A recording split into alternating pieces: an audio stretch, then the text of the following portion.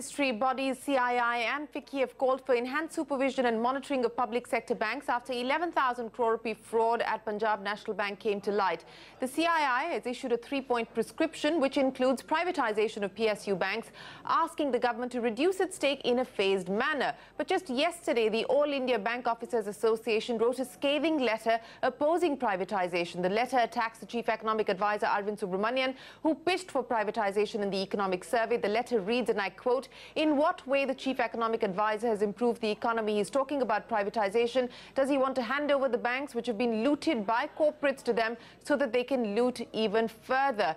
FICCI has also put out its report suggesting that while it supports speedy action against unethical and illegal business practices, it also believes that reducing the government shareholding and eventual privatization of public sector banks is perhaps the need of the hour. Joining me now is the president of FICCI, Rashesh Shah. Mr. Shah, I appreciate you joining us here on CNBC TV 18. Whether it's CII or FICCI or ASSOCHAM, all of you are pitching for the government bringing down its stake in public sector banks. All corporate industry bodies believe that that is the answer to India's banking woes.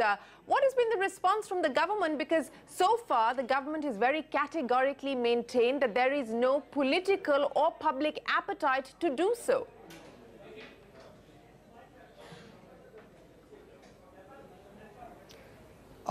Actually, I must qualify. What you said is correct, but what we have done at FICCI has actually come out with a more comprehensive and a nuanced answer to that. We believe that India needs few public sector banks.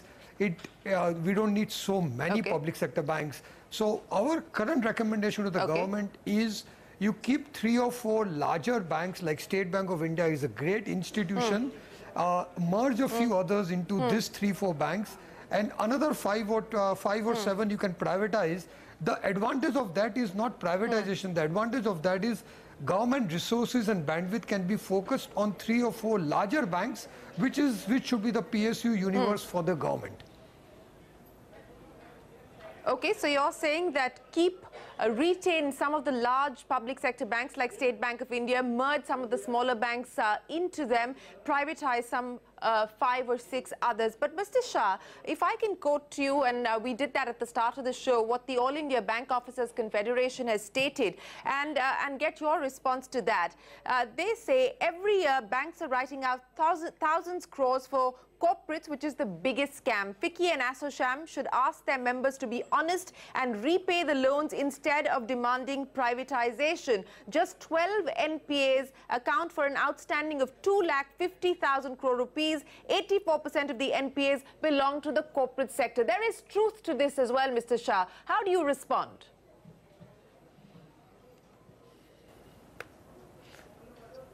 See, I do respect the views of the bank employees, and we should remember that employees are one of the stakeholders in a bank, but there are many other stakeholders, and especially PSU bank, even the taxpayer is a stakeholder, but we have customers, we have depositors, we have borrowers, we have government, we have the common taxpayer. They're all stakeholders, and what we have seen is over the last 10-15 years, there has been requirement for periodic recapitalization of the banks, of the PSU banks, and one of the reasons for that has been, governance and risk management issues, because when government has so many, any shareholder or any owner of any institution needs to focus on governance and risk management, but when there are so many PSU banks, that obviously bandwidth gets stretched and gets diluted a lot. So it is very important to keep a few of them. So I agree with employees that we need some good banks in the PSU universe, but a lot of them can be privatized. And the question to ask is, if we have seen the benefits of the private sector creating value in the banking system, why should the government not maybe privatize a few banks and enjoy the rewards as a shareholder, so that ultimately the taxpayer also benefits from that? Because government has done more than 2.5 lakh crores of recapitalization in banks, and this is a big call on the exchequer. So that has to end at some time. Let me go back to my first question, sir. And, you know, I was chatting with Uday Kotak as well, and he said there's been enough talk on this issue, and now the question is one of action. But where is the political appetite? I mean, the bringing down holding in IDBI Bank was something that the government stated. It was a commitment that the government made. We haven't seen any forward movement on that 2 years after that commitment was made. The finance minister has also stated categorically that he is not in the mood to consolidate weak banks, so he will need to wait to see banks getting healthier before any consolidation takes place. So then where do things... How do we move forward on this grand idea of either privatization or consolidation?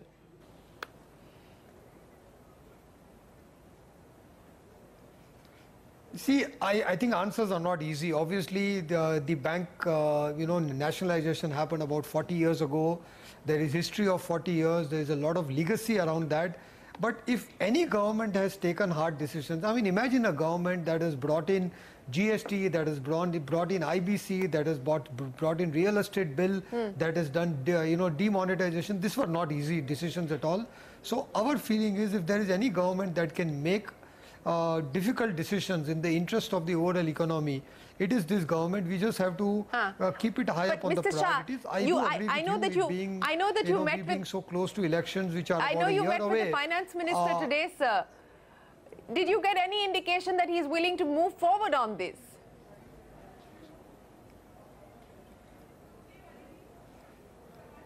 I think the finance minister is very consultative. He wants to hear all sides of the argument, and our belief is that he will consult, he will look at, because ultimately the job is to trade off various interests and various conflicting needs of this. But I think the need that we need fewer PSU banks which can be strongly governed, which can be strongly managed, where the culture can be, strengthened, is the need of the hour. I don't think there is any doubt on that. How to do that is obviously a key one. Also, we spoke about the need for corporate India to also strengthen its corporate governance, its ethics and all that. And we at FICCI are very sensitive to that.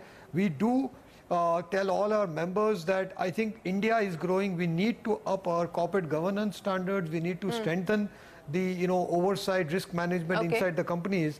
But as you know, the cases like Nirav Modi and all are a few stray examples, and we should not paint everybody by the same color because of a few examples. But I think on the whole, in the last 10 years, we see corporate India governance and ethics have come a long way, but we need to constantly enhance that. And we should use this episode to reiterate that corporate India also needs to work and strengthen itself. Well, I don't know whether it's a stray case or not. If you look at the willful defaulters list across banks, it would not give you an indication that this was in fact a stray case. But calling for a graded approach for the government to bring down its holding in public sector banks, some privatization and some consolidation. That's the road ahead that FICCI has presented to the finance minister today. Rashesh Shah, always a pleasure. Thanks very much for joining us on India Business Hour.